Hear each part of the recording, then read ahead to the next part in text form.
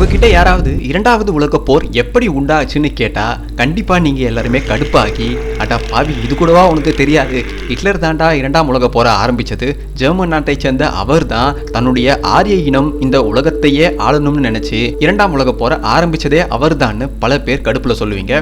இது ஒரு கேள்வியான வேற கேட்கறியேன்னு நீங்க எல்லாம் காண்டாகிறதுக்கும் வாய்ப்புகள் இருக்கு. ஆனா உண்மையிலேயே நீங்க படிச்சது சரியா தவறான்னு உங்க யாருக்காவது தெரியுமா? கண்டிப்பா தெரிஞ்சிருக்க வாய்ப்பே கிடையாது. காரணம், நீங்க படிச்சுட்டு வந்த எல்லாமே அலைட் கண்ட்ரீஸ் உருவாக்கி வைத்த சுத்தமான செக்கில் ஆட்டப்பட்ட உருட்டுகள். ஜெர்மானிய மக்களோ ஹிட்லரோ இந்த உலக போரை ஆதரிக்கவே இல்லை, அவங்க ஆரம்பிக்கவும் இல்லை. தி கிரேட் டிப்ரெஷன் என்று சொல்லப்படும் பொருளாதார வீழ்ச்சி உலகம் முழுக்க எல்லா நாட்டையும் விழுங்குச்சு, ஒரே ஒரு நாடை தவிர. அந்த நாடு தான் ஜெர்மன். அந்த நாட்டு மக்கள் செல்வச் செழிப்பா மிகவும் சந்தோஷமா வாழ்ந்துட்டு வந்தாங்க அந்த காலத்துல. மீதி எல்லா நாட்டு மக்களும் காலனியல் ஆதிக்கத்தால நசுக்கி ஒடுக்கப்பட்டு ஏண்டா இப்படி வாழ்றோன்ற ஒரு நரக வாழ்க்கையா வாழ்ந்துட்டு வந்தாங்க.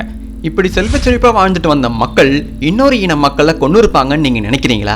அப்படியே நினைச்சாலும் ஏண்டா அவங்க சந்தோஷமா தான் வாழ்ந்துட்டு இருக்காங்களே, அவங்க எதுக்கு இன்னொரு இனத்தை கொல்லணும்னு நீங்க உங்களுக்குள்ளேயே ஒரு கேள்வி எழுப்பணும். அதுக்கான பதில் என்னன்னா, முதலாம் உலக போரை பற்றி எல்லாருக்குமே தெரியணும். இந்த முதலாம் உலக போர் ஏன் ஆரம்பிச்சதுன்னு பல யூடியூப் சேனல்ஸ்ல பல பேர் பேசியிருப்பாங்க.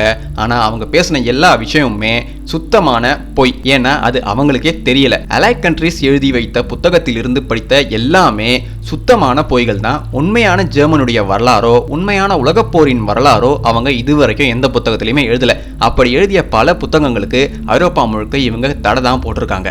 முதலாம் உலக போரை முடிவுக்கு கொண்டு வர யுஎஸ் பிரசிடென்ட் வில்சன் 14 புள்ளி அம்சம் கொண்ட ஒரு திட்டத்தை எடுத்துட்டு வராரு. அதை நட்பு நாடுகள் எல்லாருமே ஏத்துக்கிட்டாங்க. சரி, இந்த திட்டத்தின்படி போரை நாம நிறுத்திடலாம்னு எல்லா நாடுகளும் பேசி சம்மதிக்கிறாங்க. அதை ஜெர்மன் நாடும் ஏத்துக்குது. ஜெர்மன் நாடு ஏத்துக்கிட்டு எல்லா ஆயுதத்தையும் கீழே போடுது. ஜெர்மன் சரண்டர் ஆனதும் அந்த 14 புள்ளி அம்சம் கொண்ட திட்டங்கள் தூக்கி குப்பையில் எறியப்படுது. ஜெர்மன் நாடு கொஞ்சம் கொஞ்சமா நட்பு நாடுகளால சுரண்டப்படுது. இந்த நிகழ்வை வரலாற்றில் ஜெர்மானியின் கற்பழிப்புன்னு சொல்லுவாங்க. இதை நாம பொலிட்டிக்கல் டேர்ம்ல சொல்லணும்னா ட்ரீட்டி ஆஃப் வெர்சாய்லஸ்னு சொல்லணும். இந்த ட்ரீட்டி ஆஃப் வெர்சாய்லஸ் தான் அடால்ஃப் ஹிட்லர் என்ற ஒரு மனுஷனையே உருவாக்குது. அது வரைக்கும் அவர் சாதாரண சிப்பாயா தான் தன்னுடைய வாழ்க்கையை வாழ்ந்து வந்திருக்காரு. இந்த வீடியோவில் இதுவரைக்கும் நீங்க கேள்விப்படாத உண்மை, இதுவரைக்கும் நீங்க படிக்காத வரலாறு, இதுவரைக்கும் நீங்க படிச்ச எல்லாமே சுத்த பொய்யன நான் உங்களுக்கு சொல்ல போறேன். எல்லா நாட்டிலையும் இப்பவும் போர் நடந்துட்டு இருக்கு. ஆனா ஏன் இந்த போரெல்லாம் நடக்க ஆரம்பிச்சது, எதற்காக இந்த போர்கள் இன்னுமே நடந்துட்டு இருக்குன்னு நீங்க தெரிஞ்சுக்க ஆசைப்பட்டீங்கன்னா இரண்டாம் உலக போரை தெரிஞ்சுக்கணும். இரண்டாம் உலக போர் ஏன் ஆரம்பிச்சதுன்னு உங்களுக்கு தெரியணும்னா முக்கியமா முதலாம் உலக போரை பத்தி நீங்க தெரிஞ்சுக்கணும். இந்த முதலாம் உலக போர் ஆரம்பிக்கப்பட்டதன் நோக்கம் என்னன்னு நீங்க தெரிஞ்சுக்கணும். அதை நாம இந்த வீடியோல தெரிஞ்சுப்போம் வாங்க.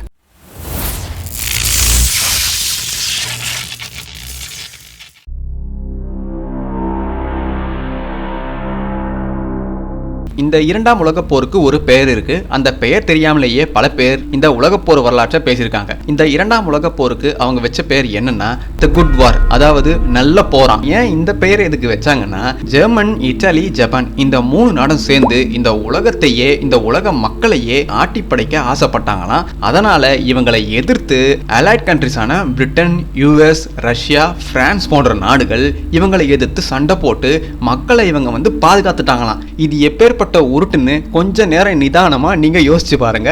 அதாவது இரண்டாம் உலக போருக்கு முன்னாடி இருந்தே போர்ச்சுகல், பிரிட்டன், பிரான்ஸ் இந்த 3 நாடும் சேர்ந்து உலக மக்கள் தொகையில 90% இவங்க கட்டுப்பாட்டில் வச்சு ஆண்டு வந்தாங்க.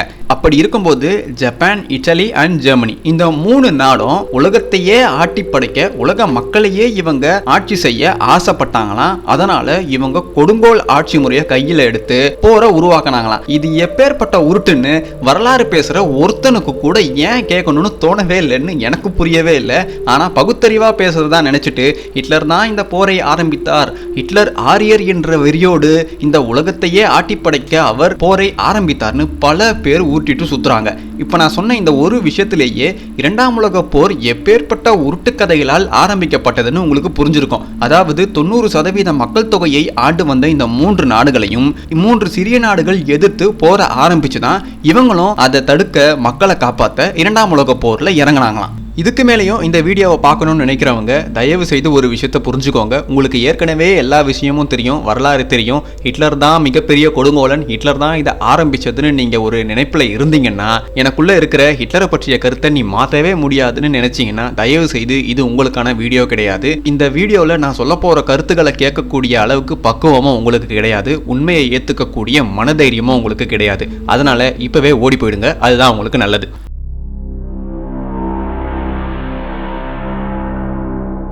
வருடம் 1848. இந்த வருடத்தில் ஏற்கனவே திட்டமிடப்பட்ட புரட்சி போர்கள் 50 நாடுகளில் வெற்றிகரமா நடக்க ஆரம்பிக்குது. தென் அமெரிக்கா தொடங்கி ஐரோப்பா முழுவதும் இந்த புரட்சி போர் நடக்குது. எதுக்காக இந்த புரட்சி போர் நடக்குது? அதுக்கான முக்கிய காரணம் மன்னராட்சியை அடியோடு அழிச்சிட்டு மக்களாட்சியை கொண்டு வரதுக்காக இந்த போர் நடக்குது, இந்த புரட்சி நடக்குதுன்னு ஒரு பொய்யான பிம்பத்தை எல்லார் மனசுலையும் பதிய வச்சாங்க.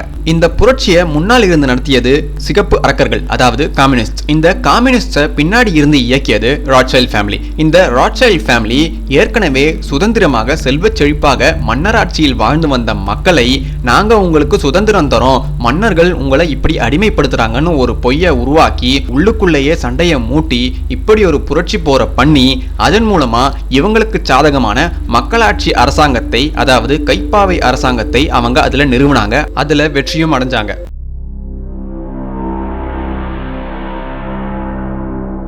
தென் அமெரிக்கா மற்றும் ஐரோப்பா முழுக்க நடந்த இந்த புரட்சி போருக்கான நிதி தங்கு தடை இல்லாம சிகப்பு அரக்கர்களுக்கு வழங்கப்பட்டுச்சு. அப்பதான் கம்யூனிசத்தின் தந்தையர்கள்னு சொல்லப்படும் கார்ல் மார்க்ஸ் மற்றும் ஏங்கல்ஸ் ஒரு புத்தகத்தை வெளியிட்டாங்க. அந்த புத்தகத்தின் பெயர் கம்யூனிஸ்ட் மேனிஃபெஸ்டோ. இந்த புத்தகத்தின் மூலமா ராட்சைல்ட் இந்த உலகத்துக்கு என்ன மெசேஜ் சொல்லணும்னு நினைச்சாரோ அதை இவங்க 2 பேரும் எழுதி மக்கள் அனைவருக்கும் பப்ளிஷ் பண்ண ஆரம்பிச்சாங்க. ஆனா அந்த புத்தகத்தை சில பேர் படிக்காமலும் சில பேர் படிச்சும் அதோடைய கருத்து புரியாம முட்டு கொடுக்க ஆரம்பிச்சாங்க. இப்ப எப்படி நம்மளுடைய ஊப்பிகள் திராவிட மாடல் தான் சிறந்த மாடல் முட்டு கொடுக்குறாங்களோ, அதே மாதிரி அந்த காலத்துல கம்யூனிசம் தான் உன்னை உயர்த்தும், கம்யூனிசம் தான் எங்களை கை கொடுத்து எழுப்போம்னு பல தற்குறிகள் புரட்சி போர் பண்ண ஆரம்பிச்சாங்க. ஆனா அதனுடைய பாதிப்பு இவங்களுடைய பல தலைமுறைக்கும் வந்து சேரும்னு தெரியாமலேயே இவங்க புரட்சியில் கலந்துக்கிட்டாங்க. இந்த புத்தகத்துடைய மைய கருத்து என்னன்னா, அனைத்து மக்களுக்கும் சமூக நீதி, உழைப்பாளர்களுக்கான சொர்க்கத்தை இந்த பூமியில் உருவாக்குவோம்னு ஒரு பொய்யான ஃப்ரண்டல் மெசேஜை வச்சு பல நுட்பமான விஷயங்கள் இந்த புத்தகத்தில் இருப்பதை இந்த மக்கள் கண்டுக்காத அளவுக்கு இவங்க புரட்சி போரை மிக தீவிரமான போரா மாத்தினாங்க.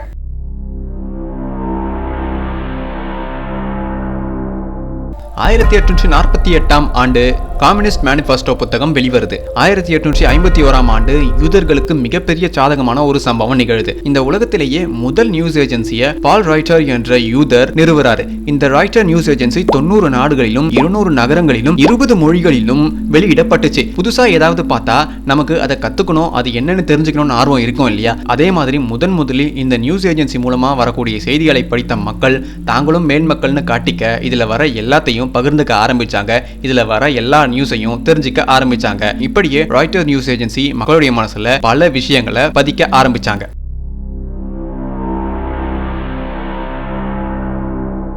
1871ஆம் ஆண்டு பிரான்ஸ் நாட்டுக்கும் புருஷியா நாட்டுக்கும் ஒரு போர் நடக்குது. புருஷியா ஜெர்மனியுடைய பழைய பெயர். இந்த புருஷியா நாட்டுக்கும் பிரான்சுக்கும் நடந்த போரை மாவீரன் நெப்போலியனின் மருமகனாகிய 3ஆம் நெப்போலியன் தான் ஆரம்பிக்கிறான்.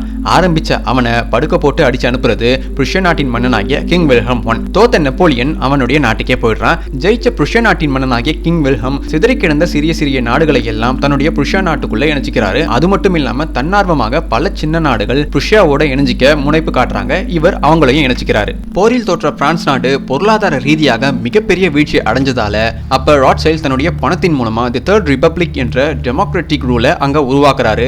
3ஆம் நெப்போலியன் ஆட்சி காலத்தில் இருந்ததை விடவும் ஏகப்பட்ட பண உதவியை பிரான்ஸ் நாட்டுக்கு அவர் செய்ய ஆரம்பிக்கிறாரு. ஒட்டுமொத்தமா பிரான்ஸ் நாட்டை அவர் விழுங்குறாரு.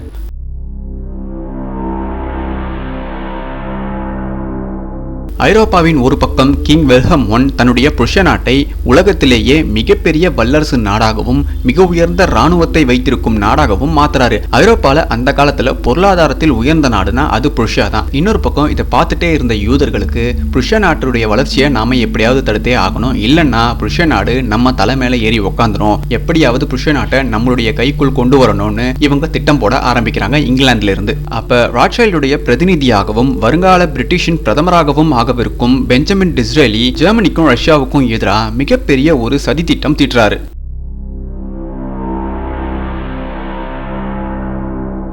இந்த நேரத்துல புருஷா என்று அழைக்கப்படும் ஜெர்மன் நாடு மிகப்பெரிய வரலாற்று பிழை ஒன்று செய்யுது. இந்த வரலாற்று பிழையை அவங்க செய்யாம இருந்திருந்தாங்கன்னா ஜெர்மன் நாடுடைய தலையெழுத்து வேற மாதிரி மாறி இருக்கும். ஒருங்கிணைந்த புருஷ நாட்டை ஆட்டோவான் பிஸ்மார்க் என்ற அரசியல் ஆசானின் தலைமையில் கொடுத்துட்டு கிங் வில்ஹம் I தன்னுடைய மேற்பார்வையில் ஆண்டு வந்துட்டு இருக்காரு ஒட்டுமொத்த புருஷ நாட்டையும். அப்ப பிஸ்மார்க் ஒரு மிகப்பெரிய தவறு செய்யறாரு. ஆனா அவர் அது தவறு நினைச்சு செய்யல, எல்லாருக்கும் சம உரிமை தரணும்ன்ற ஒரு நோக்கத்தோட தான் அவர் அதை செஞ்சாரு. ஆனா அது மிகப்பெரிய தவறா இருக்கும்னு அவர் சாகும் தருவாயில் தான் உணர்ந்தாரு. அப்படி என்ன அவர் தவறு செஞ்சாருன்னு பாத்தீங்கன்னா, ஐரோப்பாவிலேயே எந்த ஒரு நாடும் செய்யாத தவறு அது. அதுதான் யூதர்களுக்கு குடியுரிமை வழங்கியது. உலகத்தில் எந்த ஒரு நாடுமே யூதர்களை ஏத்துக்கவே இல்லை, குடியுரிமையும் தரவே இல்லை. எல்லா நாடுமே யூதர்களை அடிச்சு விரட்டிட்டு தான் இருந்தாங்க. முதல் நாடா யூதர்களுக்கு குடியுரிமையும் எல்லாவற்றிலும் சமத்துவத்தையும் தந்தது ஜெர்மன் நாடு தான். இன்னும் சொல்ல போனா ராட்சைல்டுடைய இங்கிலாந்து நாடே யூதர்களுக்கு குடியுரிமை வழங்காம தான் இருந்தாங்க. இங்கிலாந்து நாட்டுடைய பிரதமராக இருந்த டிஸ்ரேலியே பிரதமராக இருந்த ஒரே காரணத்தாலையும் கிறிஸ்துவராக மாறிய ஒரே காரணத்தால மட்டும்தான் அவர் இங்கிலாந்தில் இருந்தார். இல்லைன்னா அவரையுமே அங்க இருந்து அடிச்சு துரத்திருப்பாங்க.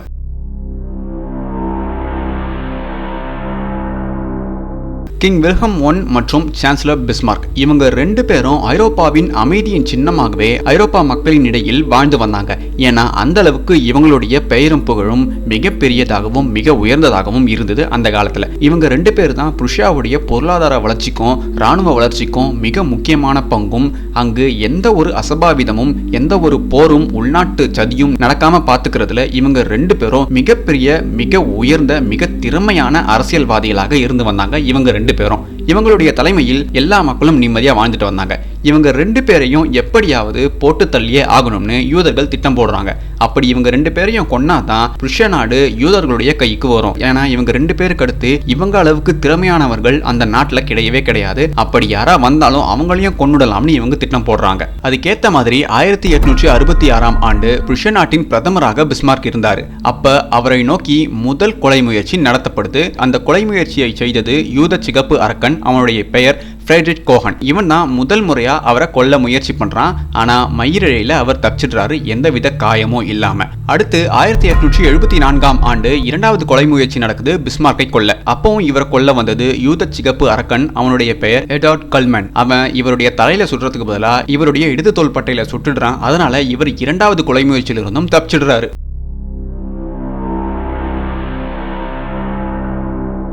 1873ஆம் ஆண்டு சான்சலர் பிஸ்மார்க் ஆஸ்திரியா ஹங்கரி பேரரசின் பிரான்ஸ் ஜோசப், ரஷ்ய பேரரசின் ஜார் அலெக்சாண்டர் II மற்றும் ஜெர்மானிய பேரரசின் மன்னன் கைசர் வில்ஹம் I இவங்க மூன்று பேரும் சேர்ந்து ஒரு ஒப்பந்தம் போடும்படி அவர் இவங்களுக்கு பரிந்துரைக்கிறாரு. இவங்களும் சரின்னு ஒரு ஒப்பந்தம் போடுறாங்க. இந்த மூன்று நாடுகளும் இணைந்த நிகழ்வை தி லீக் ஆஃப் ஃப்ரீ எம்பரர்ஸ்னு குறிப்பிடுவாங்க. இந்த மூன்று நாடுகளும் சேர்ந்து போட்ட ஒப்பந்தத்தில் அப்படி என்னதான் இருந்ததுன்னு பார்க்கலாம். ஃபர்ஸ்ட் பாயிண்ட் என்னன்னா, இந்த லீக் முழுக்க முழுக்க யூத சிகப்பு அரக்கர்களின் அடுத்த கட்ட நடவடிக்கையையும் அவர்களுடைய கொடூரமான உள்நாட்டு சதிகளையும் முடக்கவே இந்த லீக் செயல்படும். இரண்டாவது பாயிண்ட், இந்த லீக் அமைக்கப்பட்ட மூன்று நாடுகளுக்குள்ளும் எந்த விதமான போரும் நடக்கவே கூடாது. அப்படியே போர் நடக்கும் சூழ்நிலை வந்தாலும் பேச்சுவார்த்தையில் அதை தீர்த்து கொள்ள வேண்டும். மூணாவது பாயிண்ட், இந்த லீக் முழுக்க முழுக்க பிரிட்டன் மற்றும் பிரெஞ்சு இந்த இரண்டு நாடுகளுடைய காலனியல் ஆதிக்கத்தை எதிர்த்து இனி எங்களுடைய நாட்டுக்குள் வரவே கூடாது, எங்களுடன் நீங்கள் போர் என்ற பேச்சையே எடுக்கக்கூடாது, அப்படி நீங்கள் அச்சுறுத்தும் வகையில் ஏதாவது செய்தால் கண்டிப்பாக உங்களுக்கு எதிராக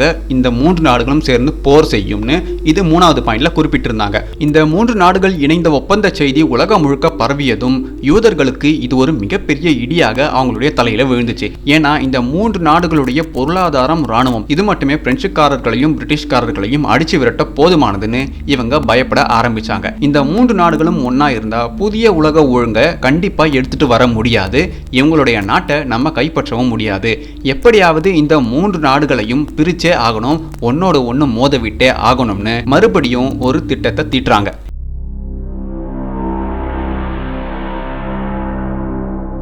இந்த நேரத்தில் 1877 78 வரைக்கும் ரஷ்யாவுக்கும் துருக்கிக்குமான ஒரு போர் நடக்குது. இந்த போர் நடக்க ரெண்டு காரணம். முதலாவது காரணம், ரஷ்யாவுடைய பிளாக் சி பிராந்தியம் ராட்சைல்ட் நிதியுதவியின் மூலம் 20 வருடத்திற்கு முன்பு துருக்கி வசம் போயிடுச்சு. அதை மீட்க ரஷ்யா மறுபடியும் இந்த போரை ஆரம்பிச்சாங்க. இந்த பிராந்தியம் துருக்கி வசம் போக காரணமாக இருந்த போரை கிரிமியன் வார்னு சொல்லுவாங்க. இந்த போர் உருவாக இரண்டாவது காரணம் என்னன்னா, ஸ்லாவிக் கிறிஸ்தவ இன மக்களை துருக்கிய இஸ்லாமியர்கள் மிகவும் கொடுமைப்படுத்துவதாகவும் கிறிஸ்தவர்களுக்கு அங்கு வாழவே வழி இல்லை என்ற ஒரே காரணத்திற்காகவும் ரஷ்யா இந்த போரை கண்டிப்பா தொடங்கியே ஆகணும்னு இந்த போரை துருக்கிக்கு எதிராக ஆரம்பிச்சாங்க. அப்பதான் ஸ்லாவிக் கிறிஸ்தவர்கள், செர்பியா கிறிஸ்தவர்கள், மோண்டனெக்ரோ கிறிஸ்தவர்கள், ரொமேனியா கிறிஸ்தவர்கள், பல்கேரியா கிறிஸ்தவர்கள்னு எல்லாருமே துருக்கிக்கு எதிராக ரஷ்யாவோடு இணைந்து போர் செய்ய ஆரம்பிச்சாங்க. ரஷ்யா இந்த போரில் துருக்கியை அடிச்சு நொறுக்கிட்டு போயிட்டே இருந்தது. சரியா இஸ்தான்புல், அதாவது கான்ஸ்டான்டினோப்பிள் என்று அழைக்கப்படும் இஸ்தான்புலுக்கு போனதும் ஆஹா ரஷ்யாவை விட்டா கண்டிப்பா கான்ஸ்டான்டினோப்பிளை விழுங்கிடுவாங்க, அதுக்கடுத்து கண்டிப்பா பாலஸ்தீனையும் இவங்க எடுத்துப்பாங்க, இப்படியே விட்டா வேலைக்கே ஆகாதுன்னு பிரிட்டிஷ் பிரதமர் பெஞ்சமின் டிஸ்ரேலி, ஏன்பா அதான் துருக்கியை தூக்கி போட்டு துவைச்சிட்டியே, அவன் தான் இனிமேல் சண்டைக்கே வரமாட்டான்னு சொல்றானே, இன்னும் ஏன் போட்டு அவனை அடிச்சுட்டு இருக்க, இனியும் நீ அவனை அடிச்சனா கண்டிப்பா அவனுக்கு ஆதரவா நான் வந்து நிப்பேன்னு சொல்லி துருக்கிக்கு ஆதரவா போர்க்கப்பல்களை அனுப்பி வைக்கிறாரு பெஞ்சமின் டிஸ்ரேலி. ரஷ்யாவும் டிஸ்ரேலி பேச்சை கேட்டு, ஆமா ஏற்கனவே அவன் சொன்னது போல ஏகப்பட்ட சேதத்தை பண்ணிட்டோம், இதுக்கு மேல நாம் எதுக்கு சண்டை போடணும், மிச்ச மீதிய துருக்கி அரசை வச்சுக்கிட்டோன்ட்டு பெஞ்சமின் டிஸ்ரேலியுடைய பேச்சை கேட்டு போரை நிறுத்துறாங்க.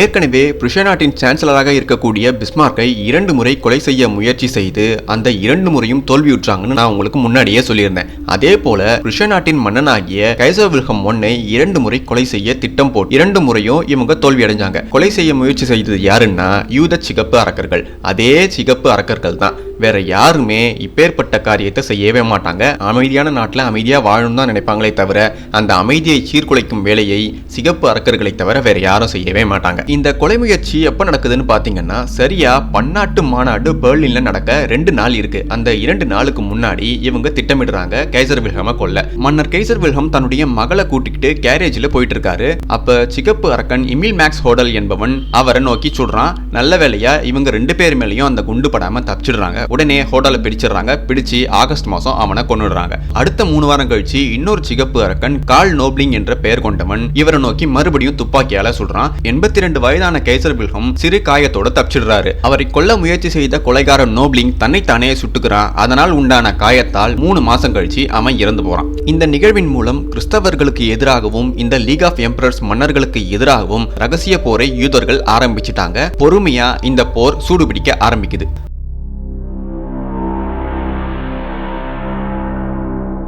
1878ஆம் ஆண்டு British prime minister Benjamin Disraeli ஒரு கேவலமான வரலாற்று திருட்டு வேலையை பண்றாரு. அந்த காலத்துல அது என்னன்னு நாம இப்ப பார்ப்போம். ரஷ்யாவுக்கும் துருக்கிக்குமான போர் நிறுத்தம் குறித்து பெர்லின்ல ஒரு மாநாடு நடக்குது. Germany, Austria, Hungary, Russia, France, Italy and Turkey இந்த எல்லா நாடுகளும் கலந்துக்குது. அதுல முக்கியமான ஒரு விஷயம் நடக்குது. அது என்னன்னா ரஷ்யா முழுக்க ஆர்த்தடாக்ஸ் கிறிஸ்டியன்ஸ் எல்லாருமே யூரோப்ல எந்தவித பிரச்சனையும் இல்லாம அவங்களுடைய வாழ்க்கையை வாழணும். துருக்கியில் இருக்கக்கூடிய கிறிஸ்தவர்களும் தங்களுடைய வாழ்க்கையை எந்தவித பிரச்சனையுமே இல்லாம வாழணும், அவங்களுக்கு பாதுகாப்பு தரணும். இதுதான் அவங்களுடைய நோக்கமாவே அந்த மாநாட்டில் இருந்தது.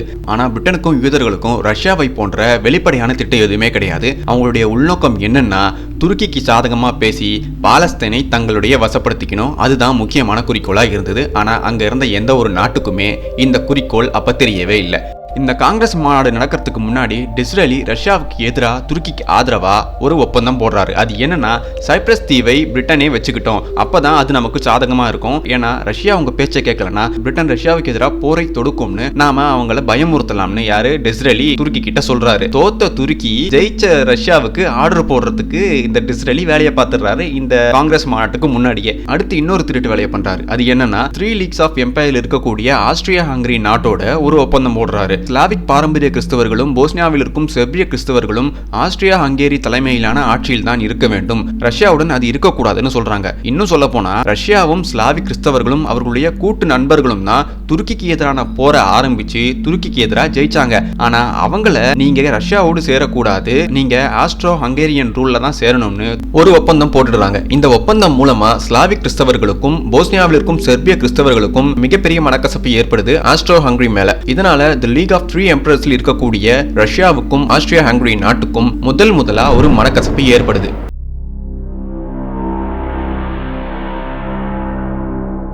டிஸ்ரேலியோட இந்த சகுனி வேலையால 3 லீக் ஆஃப் எம்பரர்ஸ் ஒரேடியா முறிஞ்சு போகுது. இதை தடுக்க சான்சலர் பிஸ்மார்க் ரொம்பவும் முயற்சி பண்றாரு. டிஸ்ரேலி ஏதோ திட்டம் போட்டு தான் இந்த வேலையை செய்யறாருன்னு ரஷ்யா கிட்ட அவர் சொல்ல முயற்சி பண்றாரு. ஆனா ரஷ்யா அந்த மாநாட்டில் ஏற்பட்ட அவமானத்தால இல்ல இனி என்னால 3 லீக் ஆஃப் எம்பரர்ஸ்ல இருக்கவே முடியாதுன்னு அதுல இருந்து ரஷ்யா வெளியேறிடுது. அன்னைக்கு ரஷ்யா நாட்டுக்கு பிடிச்ச பேய் சோவியத் யூனியன் உடையும் வரை அந்த பேய் விடவே இல்லை. ஏன்னா ரஷ்யா ஜெர்மன் கூடயாவது இருந்திருக்கலாம். ஆனா லீக் ஆஃப் எம்பரர்ஸ் எதுவுமே வேணான்னுட்டு ஜெர்மன் கூட இருந்தும் விலகி தனித்திருக்க ஆரம்பிச்சது. அது மிகப்பெரிய நல்வாய்ப்பா யூதர்களுக்கு அமைஞ்சிடுச்சு. முதலாம் உலக போருக்கான முதல் விதை தூவப்பட்டது பெஞ்சமின் டிஸ்ரேலியால். அதுவும் காங்கிரஸ் ஆஃப் பெர்லின்ல தான் இது தூவப்பட்டுச்சு. இங்கிலாந்துக்கு போன பெஞ்சமின் டிஸ்ரேலி ராணி விக்டோரியாவை பார்த்து நான் 3 எம்பரர்ஸ் லீகை எப்படி உடைச்சேன் பாத்தீங்களான்னு ஆரவாரம் பட்டு சந்தோஷப்பட்டாராம்.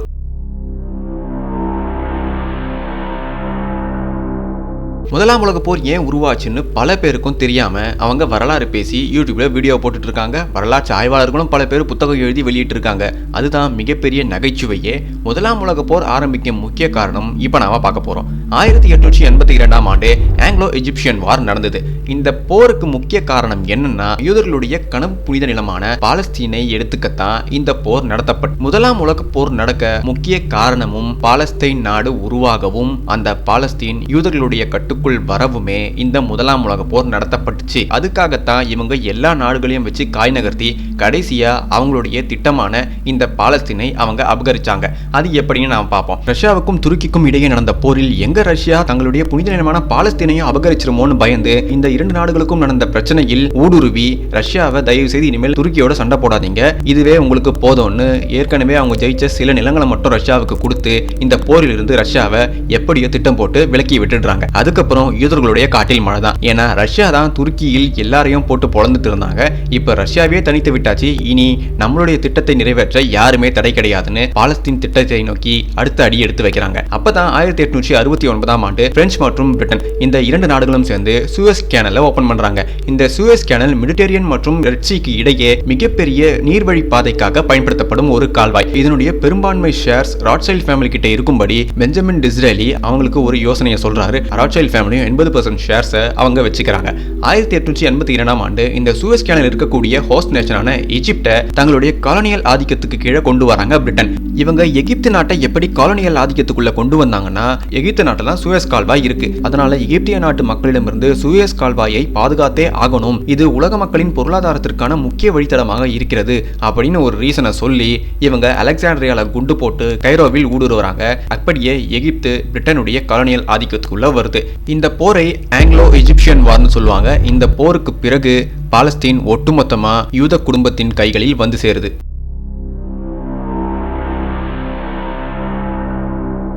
இந்த நிகழ்வை எல்லாம் கண்கூட அவதானிச்சுட்டு இருந்த பிஸ்மார்க்கு ஒரு தெளிவு வருது. கண்டிப்பா பிரிட்டன் மற்றும் பிரான்ஸ் ஜெர்மனியையும் ரஷ்யாவையும் ஒரு போருக்குள் இழுக்காம விடமாட்டாங்க. கண்டிப்பா இவங்களுடைய அடுத்த நோக்கம் ஒரு போரை உருவாக்குவதுதான். அதனால ஜெர்மன் மற்றும் ரஷ்யாவாகிய நாம இருவரும் இந்த போருக்குள் தலையிடக்கூடாது, எந்த போரிலும் நாம உள்நுழையவே கூடாதுன்னு பிஸ்மார்க் ரஷ்யாவுக்கு போய் அங்க இந்த பேச்சுவார்த்தையை நடத்துறாரு. ரஷ்யாவும் இதை ஏத்துக்கிட்டு நாம 2 பேரும் இனி ஒன்னா இருப்போம் அப்படின்னு சொல்லி ஒரு ட்ரீட்டி சைன் பண்றாங்க. அந்த ட்ரீட்டிக்கு பேர் தி ரீஇன்சூரன்ஸ் ட்ரீட்டி. இந்த ரீஇன்சூரன்ஸ் ட்ரீட்டி மூலமா பிரிஞ்சு போன ரஷ்யா மற்றும் ஜெர்மனி ஒன்னு சேர்றாங்க.